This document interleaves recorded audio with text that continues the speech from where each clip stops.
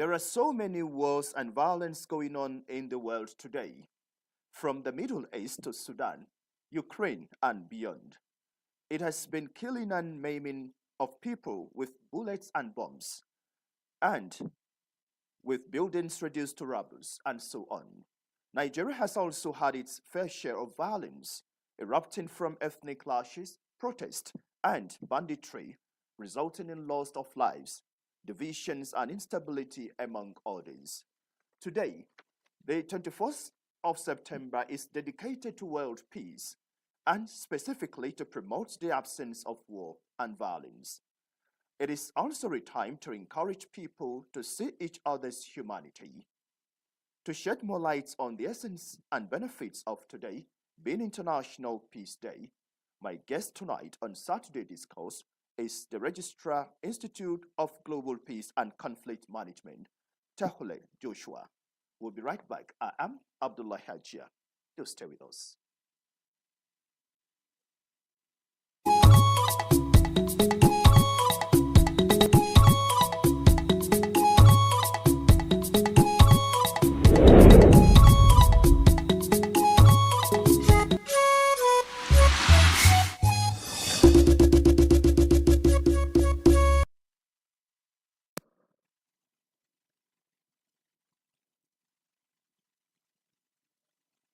All right, let's begin with these stories. The federal government has taken a significant step towards reducing transportation costs and promoting sustainability by test running the third retrofitted Nigerian Railway Corporation's NRC locomotive. This achievement is as a result of a public-private partnership with the Sadel Consortium, as the Minister of Transportation, Senator Said Al-Ghali, announced that the locomotives will now run on 70% LNG and 30% diesel, which is expected to drastically reduce operational cost. This move aligns with President Bola Tinubu's directive to transit from we are now going to engage the Sadel to bring wagons. We are going to use wagons for freight in all the segments that we operate. That will further bring down the cost of goods and services because the transportation cost has been reduced. We are operating Lagos Ibadan already. We are operating, and if you are following the media, President Xi Jinping for the financing. Honored, and I feel delighted that we are achieving this in this country, Nigeria. It's the first locomotive that has been converted in African continent. So it's a great honor to His Excellency the President who had made this possible, because this is part of the Renew Hope agenda of President Bola Ahmed Tinubu. And secondly, Nigerians have enough resources of gas. With this retrofitting, as the Honorable Minister says earlier, the cost of transportation will drop by 70%. Consequently, cost savings with LNG is expected to reduce to transportation cost by 50%. It is environmental friendly, as LNG is a cleaner and alternative to diesel, promoting sustainability and reducing carbon emissions, as well as promotion of economic growth through reduced transportation cost, likely leading to lower inflation rates. Delegates from across Africa and Europe have converged on Abuja for the 5th African Future Trust Model United Nations Conference. Deborah Gazai Shimaika reports that the future of food and agriculture is the focus of the conference this year. The African Future Trust Model United Nations TAF1, a non-governmental organization, is hosting delegates in a 3-day capacity building conference. The conference highlights the causes of hunger and how to end hunger in 2030, having observed facts about hunger set to be severe in conflict-affected countries. The founder of the organization, Maureen Ifeyiwa, builds the minds of the youth on the potential of farming across all regions. Just like you heard a few of them voice, that young people don't think agric is for them. So somebody else produced the food. But this is the time to catch them, open their eyes to the possibilities in agriculture. You never know who you're talking to in there. With all that we have learned, I'm proud to say that agriculture should not be seen as something for the low lives out there. It's something that everyone should uphold because we are now in a world where everything is dependent on food. One of the challenges facing African countries, she knows, is unfair trade policies. One of the biggest challenges facing many African countries is unfair trade agreements.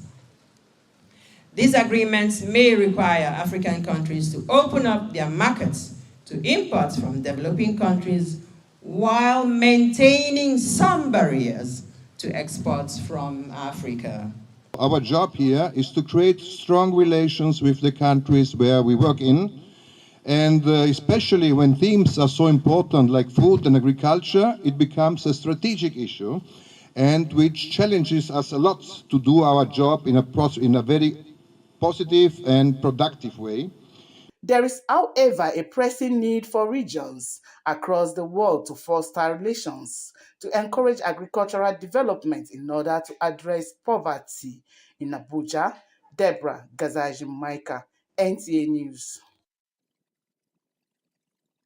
Now, disasters such as fire, burglary, and flood devastation come without warning, and victims of these incidental occurrences suffer great losses. The importance of insurance coverage to ameliorate losses from accidents, natural and human disasters cannot be overemphasized. Hawagimba in this report takes stock of incidents which occurred in the FCT and how residents react to the need for insurance coverage. A common occurrence not only in the FCT but across the country are market fires, petrol stations on fire, office buildings and businesses razed by inferno. Usually, these are followed with wailing, weeping and general lamentations on losses incurred by victims. Yeah, I'm in the shop making it for someone. Someone just called me that our shop is burning, and I told them that what happened. They said from the dry cleaner shop. One Sunday, so around 5 p.m. So we're at home where they called me that my shop is burning.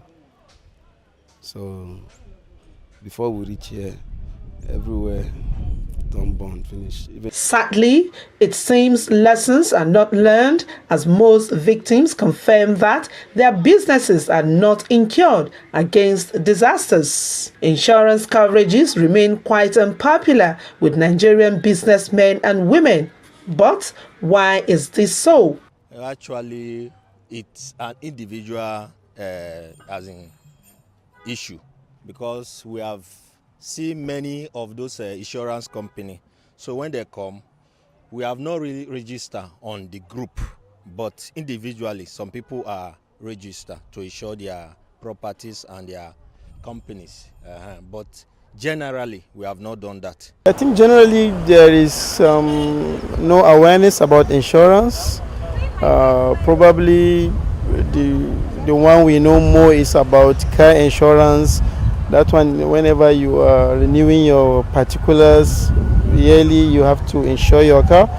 And apart from that one, the other aspect of insurance, the health insurance, mostly is on issues that have to do with sometimes if you are going for visa, we are requested to insure ourselves before we go to some of the countries. Every Nigerian needs insurance. Every property needs insurance.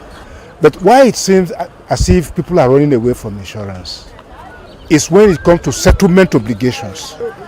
You will spend your money to buy third-party insurance, but I've never heard of any person that has been settled. So to some extent, it's good to insure, but make sure you have your genuine paper, because you don't have your genuine documents, then the insurance, the insurance broker will not, pay back at the end of the day. In the meantime, residents appeal that insurance companies open up more and better insurance policies that do not have hidden charges and where compensations are promptly paid to victims of accidents or disasters. Hawagimba, NTA News. Thank you. Well, now, today's International Day of Peace, set aside by the United Nations to strengthen the ideals of peace, both within and among nations. Rosemary Motalen Bilal reports that this year's theme is cultivating a culture of peace. The International Day of Living Together in Peace aims to uphold the desire to live and act together, united in differences and diversity, in order to build sustainable world of peace, solidarity and harmony. It is time to silence the guns and bring hope to those who are most vulnerable. Over 100 member states, diverse regional and religious organizations, and more than 200 civil society groups have endorsed this call so far. We must act coherently to deliver our mandates, maintaining peace through our 95,000 peacekeepers deployed around the world. There is no religion that does not speak about peace. So all these things you see is because we are not properly oriented. If you are a Christian, you show love one another. Your neighbor is your closest brother. Peradventure, anything that happens to you in the night, this network you see can disappoint you at night.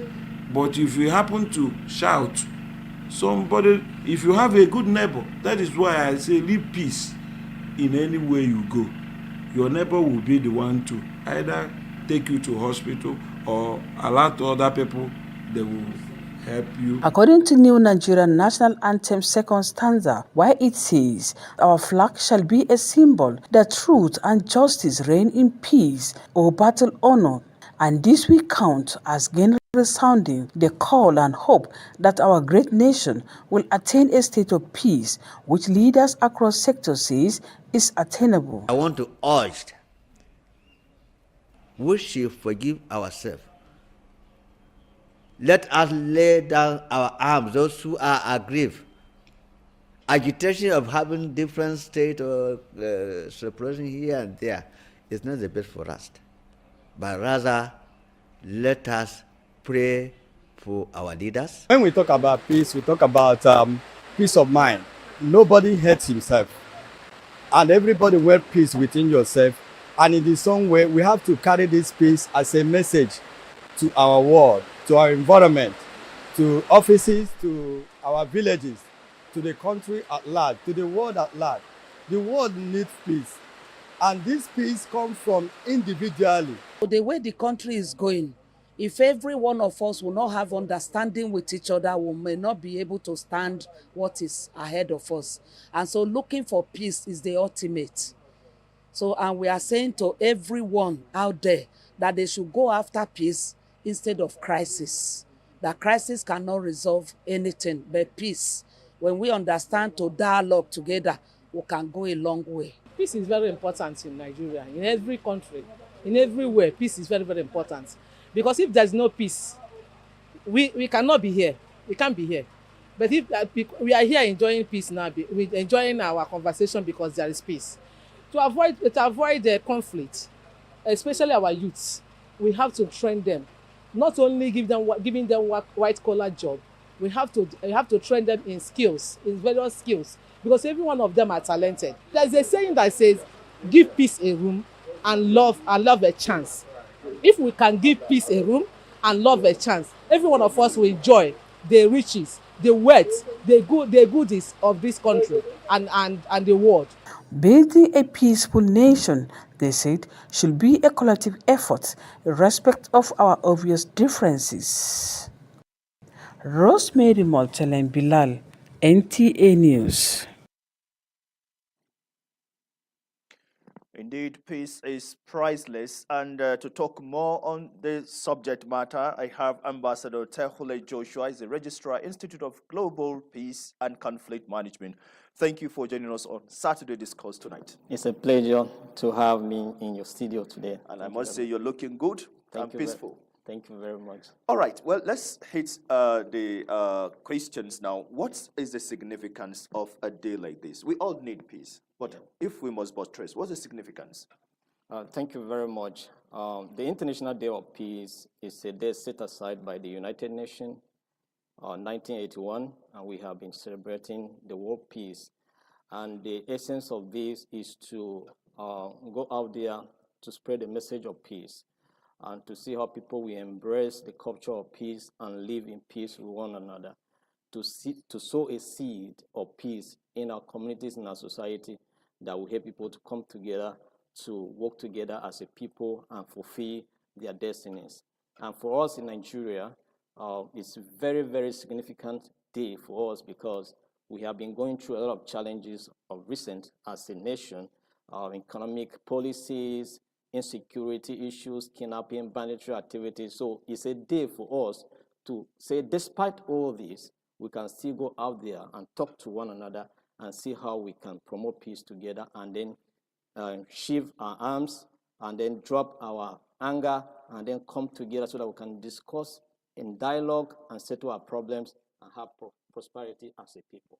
Okay, well, if I may ask, beyond just an annual celebration where attention of everyone is focused on preaching peace, how can we domesticate further and also take this message to every nooks and crannies of our own country beyond just a day like this? It should be an everyday thing if we actually want that peace.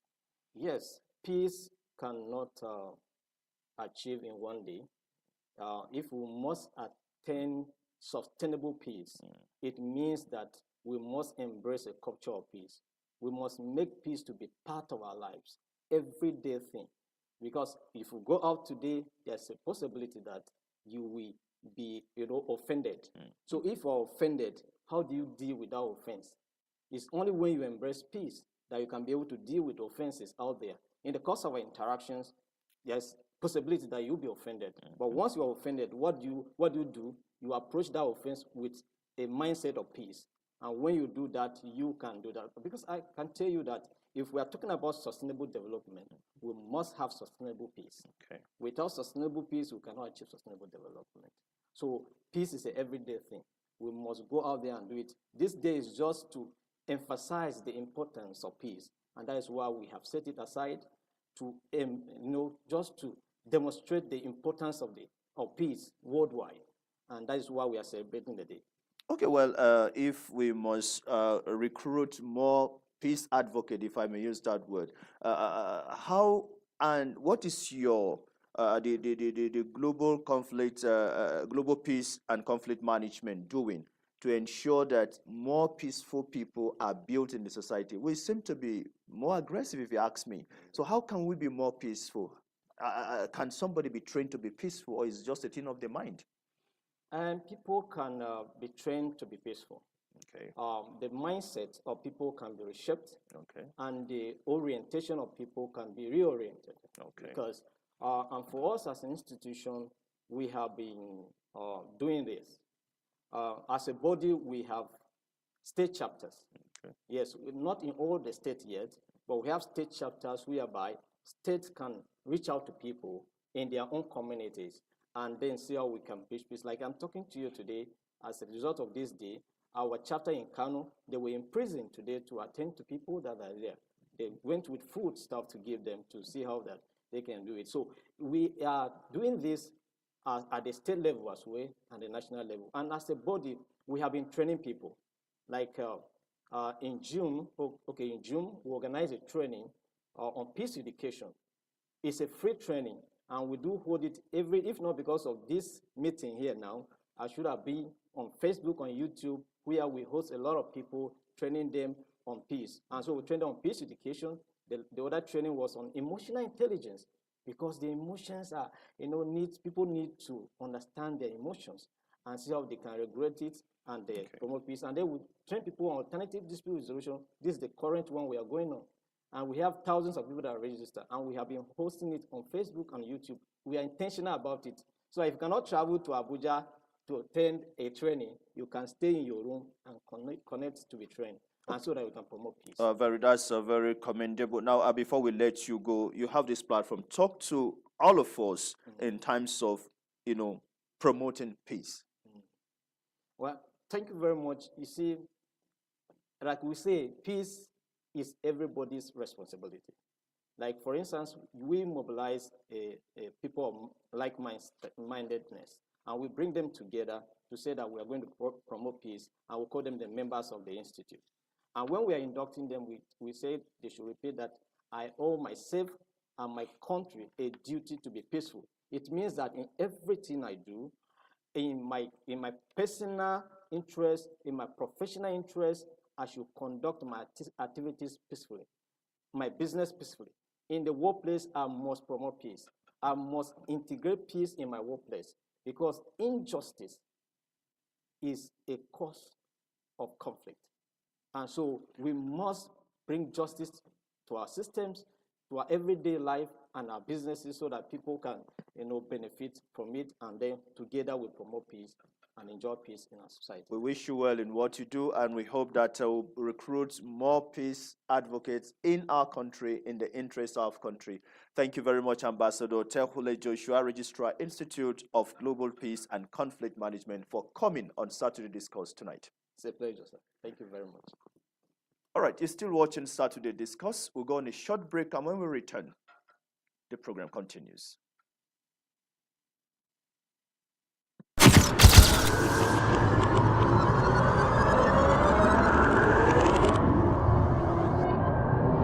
Good evening. Glad to have you join us. Thanks for joining us on Weekly News Wrap. Thank you very much for having me. And it is on that note we welcome you to today's edition of the program.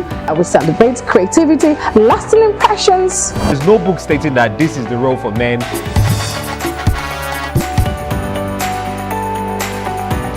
On the news. On the news at 7. Thank you for staying tuned. Now still talking peace towards promoting peace, tolerance, and understanding among nations and people, irrespective of beliefs. The Institute of Global Peace and Conflict Management has organized a peace and conflict management work in Abuja to promote the habits of peaceful coexistence. Serafina Rokonomekwe has details.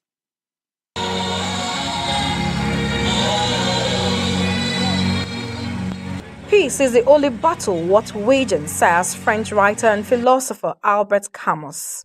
To this end, peace ambassadors of the Institute of Global Peace and Conflict Management converge on the Unity Fountain to conduct a peace walk to the city centers.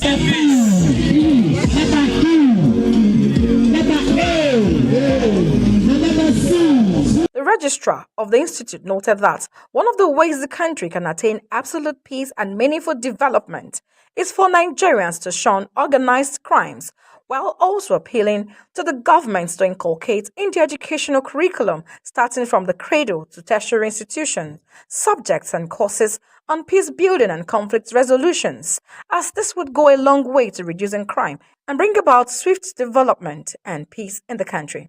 One way you can promote peace at the individual level is to avoid the way of violence. So in your own little way, whatever you can do in your own little way to make sure that there's peace in your community, go ahead and do it. Avoid violence. When I'm talking about avoiding violence, that if you are once a bandit, stop banditry activities. If you are a kidnapper, stop kidnapping. If you are somebody that abuses people's human rights, stop.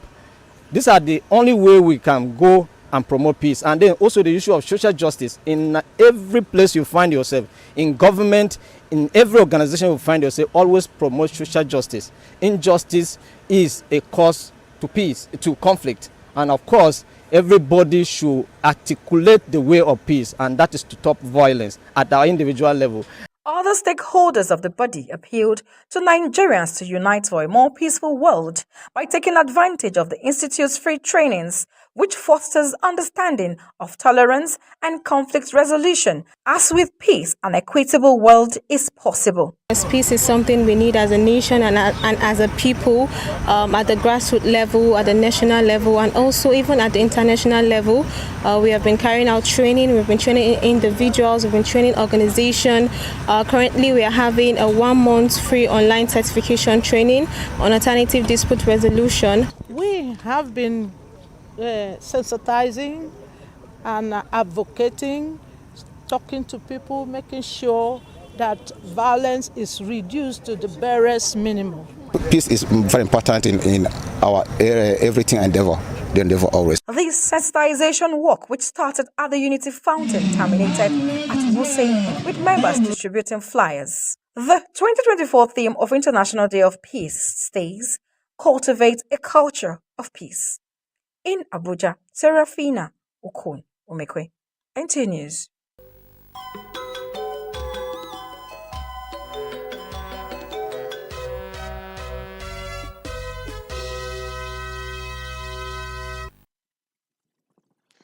Time now to hear from the world of sports from our sports desk. Nigerian Olympic Committee has partnered with the National Association of Physical Health, Education, Recreation, Sports and Dance to boost sports development in Nigeria. NOC President Engineer Habu Gumel emphasized collaboration and urged participants to suggest ways to overcome drawbacks hindering sports development.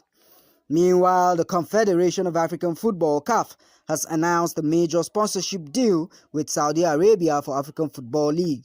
Saudi Arabia's General Entertainment Authority will provide significant financial backing to the AFL, enhancing African football's growth and development.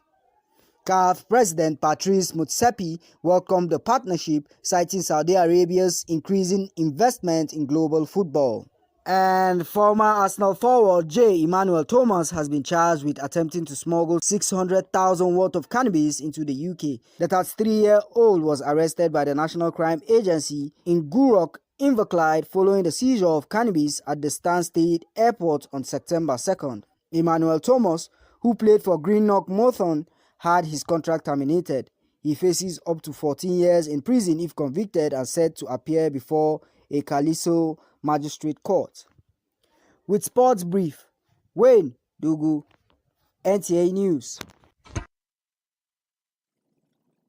All right, Wayne, but before we go, let's tell you that in the Nigerian Premier Football League played today, Lobby Stars lost 1-0 to Rivers United at home, while Nasarawa United also at home lost 3-4 to El Kanemi Warriors. That's it on Saturday Discourse. Until we come your way next week, same time, same station, I am Abdullahi Ajia saying good night.